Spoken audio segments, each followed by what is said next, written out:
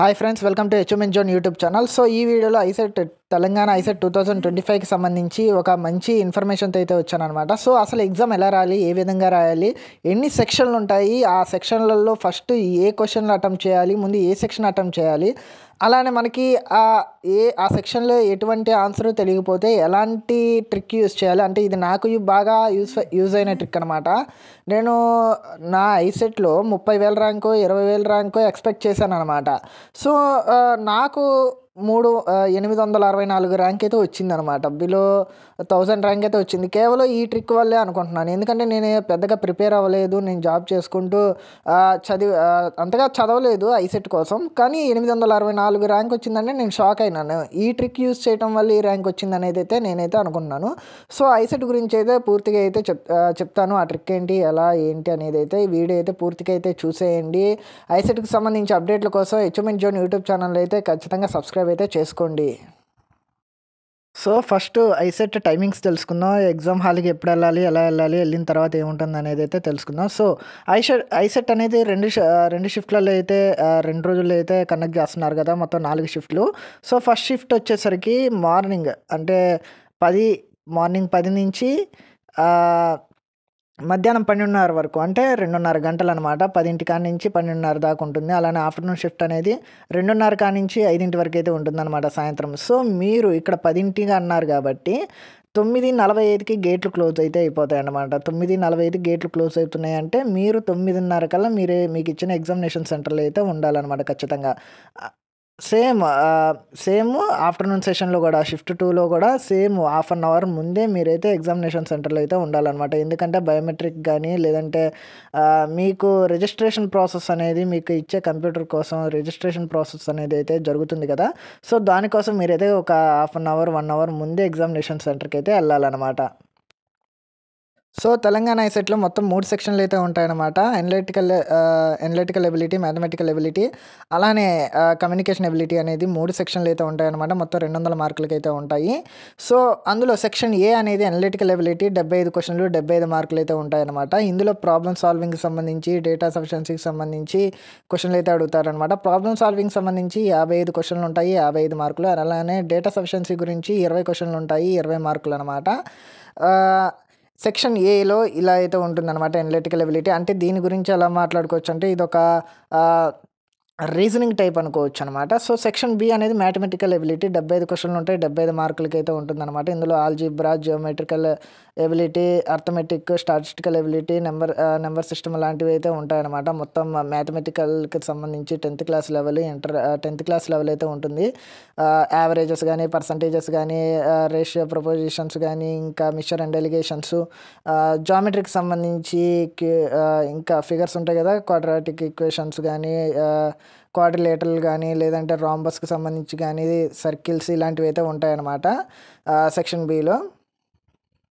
అలానే section C వచ్చేసరికి communication ability అనమాట. 50 క్వశ్చన్లు ఉంటాయి, 50 మార్కులు ఉంటాయి. ఈ కమ్యూనికేషన్ ఎబిలిటీలో ఫంక్షనల్ గ్రామర్కి సంబంధించి 15 క్వశ్చన్లు ఉంటాయి. ఇంగ్లీష్ గ్రామర్కి సంబంధించి వాటిని క్లోజ్ టెస్ట్గానే అడగొచ్చు, అలానే అడగొచ్చు అనమాట. 15 క్వశ్చన్లు ఉంటాయి, 15 మార్కులు ఉంటాయి. అలానే vocabulary, synonyms, antonyms, one word substitutions, idioms, phrases, spellings, అలానే మీనింగ్స్ కానీ, ఆపోజిట్ వర్డ్స్. సినోనిమ్స్, యాంటోనిమ్స్ అంటే మీనింగ్స్, ఆపోజిట్ వర్డ్స్ అంటారు కదా, మనం 10th క్లాస్లో చదువుకున్నవి, అలాంటివి అయితే అడుగుతారనమాట.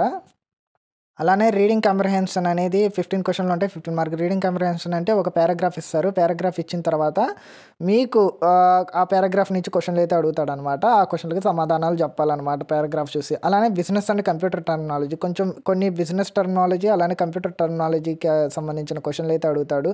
Basic computer knowledge and basic business knowledge ఉంటే ఈ సెక్షన్ అయితే ఈజీగా ఈ 10 మార్కులకు సంబంధించి ఈజీగా కొట్టేయచ్చు అనమాట. సో ఇదనమాట సెక్షన్ సి అనేది.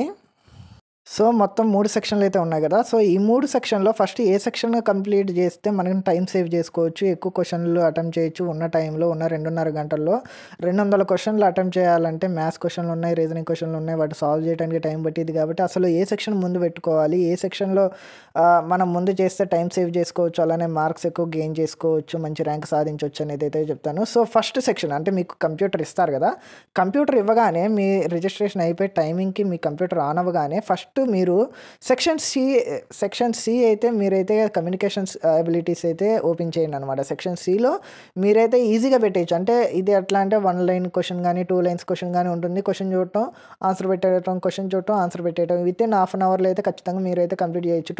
20 మినిట్స్లో అయితే ఈ సెక్షన్ అయితే కంప్లీట్ చేయొచ్చు అనమాట. సెక్షన్ సికి సంబంధించి గ్రామర్ మనం ఈజీగా తెలుసుకోవచ్చు. Grammar the, is, are, at, were, should ఇలాంటి గ్రామర్ మిస్టేక్స్ ఉంటాయి కదా, గ్రామర్కి సంబంధించిన నాలెడ్జ్ కానీ, వొకాబులరీకి సంబంధించి కానీ, లేదంటే రీడింగ్ కంప్రహెన్షన్ కానీ, ఈ సెక్షన్లో ఎక్కువగా పారాగ్రాఫ్ చదివి క్వశ్చన్లుకి ఆన్సర్లు చేయటమే ఎక్కువ టైం తీసుకుంటుంది. మిగతా అవన్నీ చాలా స్పీడ్గా అయితే అయిపోతాయి అనమాట. సో అందుకని ఫస్ట్ మీరు సిస్టమ్కి వెళ్ళగానే సెక్షన్ సి అయితే కంప్లీట్ చేయండి అనమాట. సో తర్వాత section B mathematical ability, English అదే కమ్యూనికేషన్ ఎబిలిటీస్ అయిపోయిన తర్వాత మ్యాథమెటికల్ ఎబిలిటీకి రండి. ఎందుకంటే మీకు క్వశ్చన్ చూడగానే మీకు అర్థమైపోద్ది ఇది నాకు వచ్చా రాదా. For example area of cuboid, area of sphere ఇలాంటి క్వశ్చన్లు అడిగాడు అనుకో, మీకు రాదు, రావచ్చు, రాకపోవచ్చు అనే ఖచ్చితంగా మీకు తెలిసిపోద్ది. ఎందుకంటే ఈ క్వశ్చన్ నేను చేయగలను చేయలేనో తెలిసిపోద్ది. ఫర్ ఎగ్జాంపుల్ ఒక పర్సంటేజ్ క్వశ్చన్ ఇచ్చాడు అనుకోండి, లేదంటే జామెట్రీకి సంబంధించి ఒక క్వశ్చన్ ఇచ్చాడు అనుకోండి, లేదంటే ఏరియా ఆఫ్ స్క్వేర్ ఇచ్చాడు అనుకోండి. ఏరియా ఆఫ్ స్క్వేర్ ఫార్ములా గుర్తు రాలేదు, కాసేపు కూర్చున్నాం, ఆలోచించాం, గుర్తొచ్చింది, రాసేసాం. ఓకే, ఆలోచిస్తే గుర్తొస్తుంది అనుకున్నప్పుడు సెక్షన్ బి కంప్లీట్ చేయొచ్చు. అలానే for example area of circle కానీ, లేదంటే టాంజెంట్స్ కానీ, లేదంటే అర్థమెటికల్ ఎబిలిటీలో మిక్చర్ అండ్ ఎలిగేషన్స్ కానీ, లేదంటే time and work, time, speed, distance, boats and streams ఇలాంటి క్వశ్చన్లు ఇచ్చినప్పుడు మనకి రాదు, చేయలేమని క్వశ్చన్ చదవగానే అర్థమైపోద్ది. ఎంత ప్రయత్నించినా మనం ఇది చేయలేము, ఈ క్వశ్చన్ మీద ఎక్కువ మనం టైం పెట్టాల్సిన అవసరం లేదని మ్యాథ్స్ క్వశ్చన్స్ చూడగానే అర్థమైపోద్ది. అందుకని సెకండ్ మ్యాథ్స్ అయితే కంప్లీట్ చేయండి అనమాట. అప్పుడు మనకి క్వశ్చన్ చూడగానే మనకి తెలిసిపోద్ది కాబట్టి అక్కడ టైం సేవ్ అవుద్ది. తర్వాత లాస్ట్కి వచ్చేసరికి అనలిటికల్ ఎబిలిటీ. ఈ అనలిటికల్ ఎబిలిటీ అనేది లాస్ట్కి అయితే అటెంప్ట్ చేయండి. మొత్తం 75 క్వశ్చన్లోకి 75 మార్కులు ఉంటాయి కాబట్టి దీనికి ఆల్మోస్ట్ 1 అవర్ పైన పట్టిద్ది అనమాట ఈ అనలిటికల్ ఎబిలిటీకి. ఎందుకంటే క్వశ్చన్స్ అనేవి చాలా ట్రిక్కీగా, చాలా లాజికల్గా అయితే ఉంటాయి అనమాట. రీజనింగ్ లాగా ఉంటుందన్నమాట. బేసిక్గా నెంబర్ సిస్టమ్స్ కానీ, ప్రైమరీ నెంబర్స్ మీద కాన్సెప్ట్స్ కానీ, నెంబర్ సిస్టమ్ మీద కాన్సెప్ట్స్, ఎల్సిఎమ్స్, హెచ్సిఎఫ్స్, అలానే క్వాడ్రాటిక్ ఈక్వేషన్స్కి సంబంధించి అయితే ఉంటాయి. అలానే ప్రాబ్లమ్ సాల్వింగ్కి సంబంధించి కోడింగ్, డీకోడింగ్, మిర్రర్ ఇమేజెస్ ఇలాంటి రీజనింగ్ టైప్ అయితే ఉంటాయన్నమాట. స్క్వేర్ రూట్స్, స్క్వేర్స్ ఇలా నెంబర్స్తో ఆడుకోవడం కానీ, వెర్బల్, నాన్ వెర్బల్ రీజనింగ్ అయితే ఉంటుందన్నమాట. సో ఇవి చూడగానే మనకొచ్చు కాబట్టి కొంచెం పేపరు, పెన్ను పెట్టి చేయడానికి అయితే టైం పట్టిద్ది, కొంచెం చాలా టైం పట్టిద్ది. క్యాలిక్యులేషన్స్ చేసుకోవడం కానీ, లేకుంటే లాజికల్గా ఆలోచించడం కానీ, ఫిగర్స్ని కౌంట్ చేయడం కానీ, మిర్రర్ ఇమేజ్ని అర్థం చేసుకోవడం కానీ, లేదంటే ఆ కోడింగ్, డీకోడింగ్లో లాజిక్ అర్థం చేసుకోవడం కానీ, వీటికైతే ఎక్కువ టైం పట్టిద్ది అనమాట. చాలా ఈజీ కానీ ఎక్కువ టైం పట్టిద్ది. సో అందుకని ఈ సెక్షన్ లాస్ట్కి అయితే చేసేయండి అనమాట. ఎందుకంటే టైం ఎక్కువ తీసుకుంటుంది. వస్తే చేసేయండి, లేదంటే లేదన్నట్టు ఉంటుందన్నమాట. సో ఈ సెక్షన్ని లాస్ట్గా 75 క్వశ్చన్లకి 75 మార్కులకి లాస్ట్గా చేసేస్తే చాలా టైం అయితే సేవ్ అవుతుందన్నమాట. సో నేను చెప్పినట్టు first section communications abilities, second mathematical abilities, third analytical abilities, ఈ సీక్వెన్స్లో అయితే ఎగ్జామ్ అయితే రాయండి. అండ్ ఇన్ కేస్ మీకు అసలు ఆ సెక్షన్లో ఏది తెలీదు, అసలు ఏమీ రాదు, వరుసగా 20 క్వశ్చన్లు నాకు తెలియదు, 20 క్వశ్చన్లకు ఆన్సర్ ఏమీ తెలియదు, అసలు 50-50 ఛాన్సెస్ కూడా లేదు, అసలు అది ఇది అదే అనేది కూడా తెలియదు, అసలు క్వశ్చన్ అంటే ఏంటో కూడా తెలియదు అన్నప్పుడు నా ట్రిక్ ఏంటో నేను చెప్తాను. ఆ ట్రిక్ ఫాలో అవ్వండి. నచ్చితే వాడుకోండి, లేదంటే లేదు. సో నాకైతే చాలా యూజ్ అయిందనే నేనైతే చెప్తాను. సో ఈ వీడియోలో ఆ ట్రిక్ ఏంటో చెప్తాను, చూసేయండి. సో ఇదొక సెక్షన్ అనుకోండి, ఐసెట్లో ఇదొక మ్యాథమెటికల్ ఎబిలిటీ కానీ, కమ్యూనికేషన్ ఎబిలిటీ కానీ, అనలిటికల్ ఎబిలిటీ కానీ ఏదో ఒక సెక్షన్ అనుకోండి. ఇందులో 50 క్వశ్చన్స్ ఉన్నాయనుకోండి. ఫస్ట్ క్వశ్చన్ మీకు తెలుసు, ఏ పెట్టేశారు. సెకండ్ క్వశ్చన్ ఏ పెట్టేశారు. తర్వాత థర్డ్ తెలీదు, ఫోర్త్ తెలీదు, ఫిఫ్త్ తెలీదు, తర్వాత 6, C, 7, A ఇలా ర్యాండమ్గా పెట్టేశారు. సో ఈ మధ్యలో మీకు తెలియని ఆన్సర్లు అయితే ఉన్నాయన్నమాట. మీరేమనుకుంటారు, సో నెగిటివ్ మార్కింగ్ లేదు కదా, ఏదో ఒకటి పెట్టేద్దాం, ఇది బి పెట్టేద్దాం, ఇది సి పెట్టేద్దాం, ఇది బి పెట్టేద్దాం, ఇది డి పెట్టేద్దాం అని అనుకుంటారు అనమాట. సో అలా కాకుండా దీనికి ఒక ట్రిక్ అయితే నేను చెప్తాను అనమాట. సో ఇది నాకైతే వర్కౌట్ అయింది, మీకైతే వర్కౌట్ అవుద్దు అనుకుంటున్నాను. సో ఇప్పుడు నేను ఇది ఏ పెట్టాను అనుకోండి, దీని ఆన్సర్ బి అయితే ఈ క్వశ్చన్ పోయినట్టే. ఈ క్వశ్చన్ ఇది ఏ పెట్టాను, దీని ఆన్సర్ డి అయితే ఇది పోయినట్టే. ఇది సి పెట్టాను, దీని ఆన్సర్ ఏ అయితే ఇది పోయినట్టే. ఇప్పుడు 3 క్వశ్చన్లకి ఇక్కడ ఉన్న 3 క్వశ్చన్లకి ర్యాండమ్గా మనం పెట్టేస్తే ఖచ్చితంగా అది పోయే ఛాన్సెస్ చాలా వరకు ఉన్నాయన్నమాట. అంటే ర్యాండమ్గా పెట్టినప్పుడు ఈ 3 క్వశ్చన్లు పోయే ఛాన్సెస్ ఉన్నాయి. అసలు మనకి ఏది తెలియనప్పుడు మాత్రమే ఇది చేయాలి. సో అసలు మనకి ఈ క్వశ్చన్ గురించి ఏది తెలియదు, ఏదో ఒక ర్యాండమ్గా పెట్టేసాం కాబట్టి. సో తర్వాత నేనేమంటున్నానంటే, సో ఇది మీరు 3 క్వశ్చన్లు ఉన్నాయి కదా, ఈ 3 క్వశ్చన్లో ఖచ్చితంగా బి పెట్టేద్దాం. ఈ 3 క్వశ్చన్లో బి పెట్టేసామనుకోండి, ఖచ్చితంగా ఈ 3 క్వశ్చన్లో బి అయ్యే ఛాన్సెస్ ఖచ్చితంగా ఒకటైతే ఖచ్చితంగా బి అవుద్ది, మిగతా 2 తప్పవచ్చు, కానీ ఖచ్చితంగా ఒకటైతే బి అయిద్ది. సో ఇక్కడ ఒక మార్క్ వచ్చినట్టే. సో అలానే ఇక్కడ ఉంది కదా, సో 11 నుంచి 20 మధ్యలో, 11 నుంచి 20 మధ్యలో అంటే 10 క్వశ్చన్లు ఉన్నాయి. 10 క్వశ్చన్లు మనం రాయనివి ఉన్నాయి కదా, 11 ఏ, 13 రాయలేదు ఏ, 14 ఏ, 15 ఏ, 16 ఏ, 17 ఏ, 18 ఏ, 19 ఏ.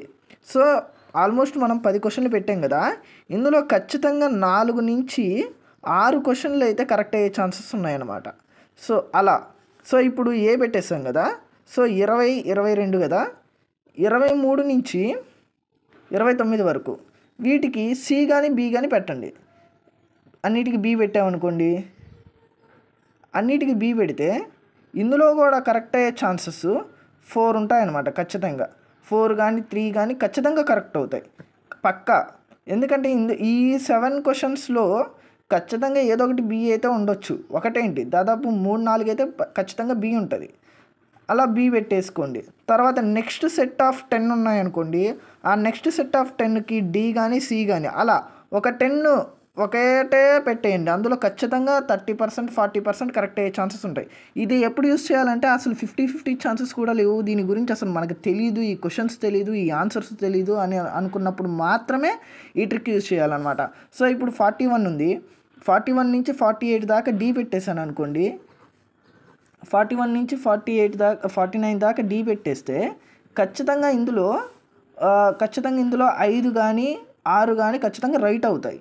సో మీరు ర్యాండమ్గా ఇది ఏ, ఇది బి, ఇది సి, ఇది డి, ఇది ఏ, ఇది బి, సి అని అలా ర్యాండమ్గా పెట్టేసుకోరు అనుకోండి, కరెక్ట్ అయ్యే ఛాన్సెస్ చాలా తక్కువ, 1-2 కరెక్ట్ అవుతాయి. కానీ ఇలా లైన్గా పెట్టేశారనుకోండి, ఖచ్చితంగా మీకు 5 కానీ 6 కానీ రైట్ అవుతాయి అన్నమాట. దాని ద్వారా మీ స్కోరు చాలా హైగా ఉంటుంది, అలానే దాన్ని బేస్ చేసుకుని ర్యాంక్ కూడా మంచిగా వస్తుంది అనమాట.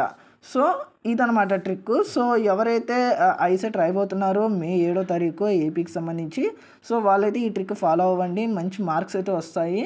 సో ఈ ట్రిక్ ఓన్లీ మీకు ఏది తెలియదు, క్వశ్చన్ తెలియదు, ఆన్సరు తెలియదు అన్నప్పుడు మాత్రమే ఈ ట్రిక్ అయితే యూస్ చేయాలన్నమాట. సో ఇదనమాట ఈ ట్రిక్ గురించే ఈ వీడియో చేస్తున్నాను. సో వీడియో మీకు నచ్చిందని అనుకుంటున్నాను. ఈ వీడియో ద్వారా మంచి ఇన్ఫర్మేషన్ అయితే ఇచ్చానని అనుకుంటున్నాను. సో ఐసెట్కి సంబంధించి ఇంకా అప్డేట్లు కానీ, ఇంకా డాక్యుమెంట్ వెరిఫికేషన్కి సంబంధించి కానీ, వెబ్ ఆప్షన్కి సంబంధించి కానీ, టాప్ కాలేజెస్కి సంబంధించి కానీ, ఎంబీఏలు, ఎంసీఏలు, ఉస్మానియా యూనివర్సిటీ, జేఎన్టీయూ ఏది బెస్ట్ ఏది అని మొత్తం ఐసెట్కి సంబంధించి A to Z ఇన్ఫర్మేషన్ కోసం మన హెచ్ఎంఎన్ జోన్ యూట్యూబ్ ఛానల్ అయితే సబ్స్క్రైబ్ అయితే చేసుకోండి.